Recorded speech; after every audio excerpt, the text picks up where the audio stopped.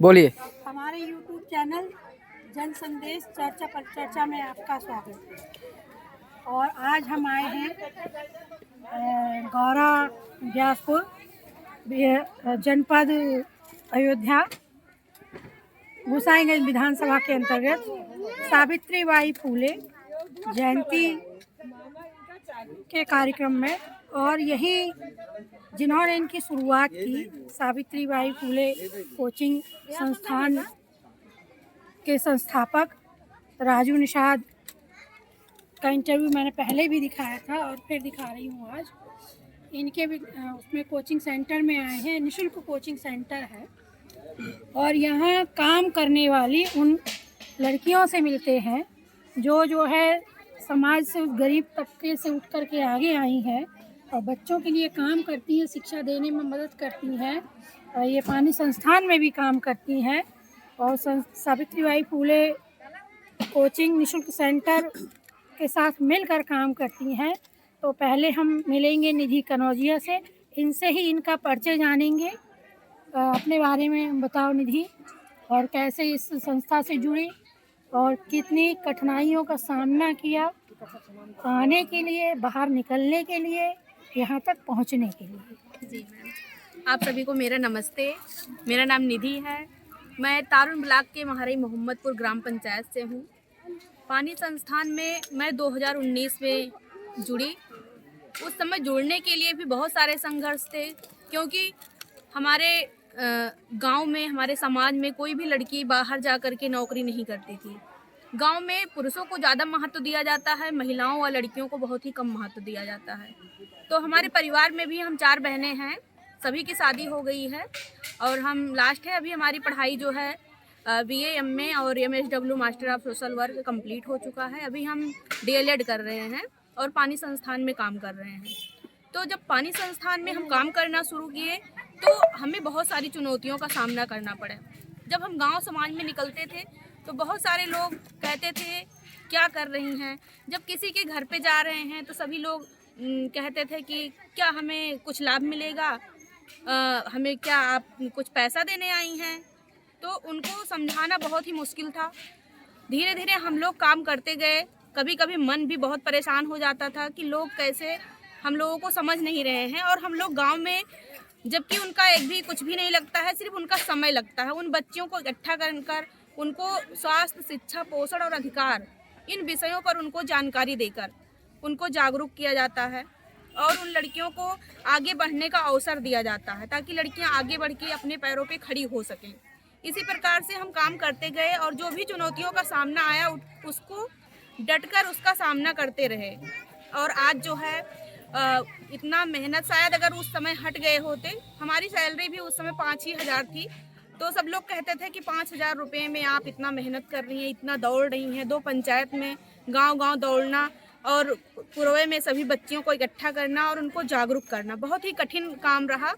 और पुरुष लोग तो बिल्कुल भी नहीं समझते थे, क्योंकि वो कभी भी लड़कियों को नहीं चाहते हैं कि आगे बढ़ें। ज़्यादातर उन्हें घर में ही दबा के रखा जाता है। आज लड़कियां जो है बाहर जाकर नौकरी कर रही हैं संस्था के सहयोग से ही। और जिस गांव से मैं जुड़ी हूं, जहां से मैं निकली, उसी गांव में आज जो है 6 सोशल वर्कर तैयार हुई हैं जो पानी संस्थान में ही काम कर रही हैं। तो हमारे गांव में बदलाव दिख रहा है। और हम जिस गांव में काम करते थे और अन्य गांवों में भी लड़कियां पानी संस्थान से जुड़ी। और महिलाएं जो है, जो घर की बहुएं हैं, वो साइकिल चला करके, साड़ी पहन करके वो बाहर जाके नौकरी कर रही हैं।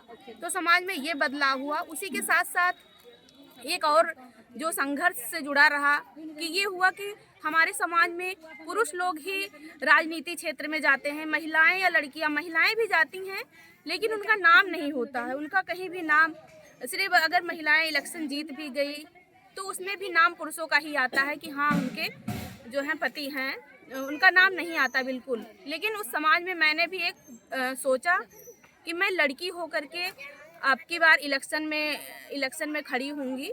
तो मैंने इलेक्शन के लिए भी BDC के पद के लिए मैंने इलेक्शन लड़ा। और उस समय ये बिल्कुल नहीं सोचा मैंने कि हाँ मैं जीत ही जाऊंगी। सिर्फ एक जैसे कहते हैं ना, आग लगाने के लिए एक चिंगारी ही काफ़ी है। तो मैंने उस चिंगारी का काम किया कि हमारे समाज में, ताकि लोग सोचे कि लड़कियां भी इलेक्शन लड़ सकती हैं। उस दौरान भी बहुत सारी चुनौतियों का सामना हुआ। महिलाएं ही, जैसे कहा जाता है, महिला ही महिला की दुश्मन होती हैं। महिलाएं ही कहती थी कि तुम लड़की होकर इलेक्शन लड़ रही हो, ये कौन सी बात है, ये तो हम पहली बार सुन रहे हैं। लेकिन हमको कुछ अलग करना है समाज में। ऐसा नहीं कि जो वर्षों से चला आ रहा है उसी हिसाब से हम रहें। कुछ अलग करने के लिए तो अलग करना ही पड़ेगा। तो उस समय हम इलेक्शन जीते तो नहीं, लेकिन हम दूसरे स्थान पे ज़रूर आए, तो ये बहुत ही अच्छा रहा हमारे लिए। उसके बाद में हम इसी पानी संस्थान में जुड़ते हुए हम बलरामपुर ज़िले के गायत्री ब्लॉक में आंगनबाड़ी केंद्रों पर 25 आंगनबाड़ी केंद्रों पर काम करते थे और वहाँ पे गांव में लोगों को जागरूक करते थे। वहाँ पे महिलाएं जो हैं, कैसे बच्चों के सामने व्यवहार किया जाता है। बच्चों के सामने अगर आप अच्छा व्यवहार करेंगे तो वही सीखेंगे, क्योंकि वो जो बच्चे होते हैं 3 साल से 6 साल के, वो बिल्कुल ही नासमझ होते हैं। उनके मन में जो भी डालेंगे परिवार वाले, वो वही सीखेंगे, जो देखेंगे वही वो बोलेंगे, जो सुनेंगे बिल्कुल ऐसे ही होता है। तो उन लोगों को हम लोग सिखाते थे। और घर में पड़ी हुई चीज़ों से हम कैसे बच्चों को शिक्षित कर सकते हैं, कैसे हम बच्चों को रंग पहचान करवा सकते हैं। सब्जियों के माध्यम से बच्चों को हर एक चीज़, बिल्कुल उनके लिए सब कुछ नासमझ होता है। तो बहुत सारे काम हम लोगों ने किया। उसके बाद में यहाँ पर हम आए।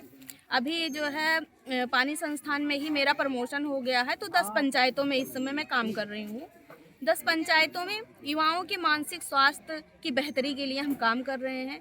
जो हमारे युवा हैं 17 से 24 साल के, युवा में जो लड़कियां और लड़के दोनों लोग हैं, उन दोनों के मन को समझने के लिए हम काम कर रहे हैं, ताकि वो बच्चे जो बहुत ही उदास रहते हैं, अपनी परेशानी किसी को बता नहीं पा रहे हैं, परिवार में ऐसा माहौल नहीं है, तो हम उनको ऐसा माहौल देने का काम करते हैं कि अगर वो अपनी बातें हमसे बता रहे हैं तो उनकी बातें हम गोपनीय रखेंगे, उनकी बातों को हम कहीं और नहीं शेयर करेंगे, उनकी बातों को समझेंगे, उन्हें बिना कोई आज आप लोगों ने सावित्रीबाई फुले जयंती मनाई है और सावित्रीबाई फुले निशुल्क कोचिंग संस्थान के तहत, तो आज आप जो है मेरे चैनल के माध्यम से समाज में क्या संदेश देना चाहते हैं शिक्षा के मामले में, बिल्कुल, और जो है लड़कियों के आगे बढ़ने के मामले में, और थोड़ा शॉर्ट में बताने। बिल्कुल। ये हमारे भैया जो हैं राजू भैया, इनका सबसे पहले बहुत बहुत धन्यवाद। ये भैया बहुत ही अच्छा, बहुत ही संघर्ष वाला काम कर रहे हैं। हमारे समाज में ऐसा बहुत ही कम लोग होते हैं जो इस तरह आगे बढ़ करके अपने समाज के लिए सोचें, और ये बच्चे जो हैं आगे चल के बहुत अच्छा काम करेंगे। भैया ने बहुत अच्छा काम किया है। और जो हमारे गार्जियन हैं जो आज आए थे यहाँ कोचिंग सेंटर में, उन्होंने बहुत सारी बातें सुनी और बिना लड़के और लड़की में भेदभाव किए हुए वो बच्चों को शिक्षा के प्रति ज़रूर आगे बढ़ाएंगे, और भैया का सहयोग इसी तरह मिलता रहा तो ज़रूर आगे बढ़ेंगे। पानी संस्थान की सदस्य निधि कनौजिया, और ये बड़े संघर्षों के बाद यहाँ तक पहुँची हैं और एक पहचान अपनी बनाई है। जैसा कि मेरे YouTube चैनल का नाम है जन संदेश चर्चा पर एक चर्चा, तो आज हमारी चर्चा इसी पर हुई, सावित्रीबाई फुले निशुल्क कोचिंग सेंटर के तहत, कि लड़कियों को कैसे आगे आना चाहिए और आगे बढ़ना चाहिए। तो हम अगले उसमें और किसी शख्स को लेके आएंगे जो संघर्षों से आगे बढ़ते हैं, और फिर अपने YouTube चैनल में रूबरू कराएंगे। तो आज के लिए इतना ही, अगले एपिसोड में फिर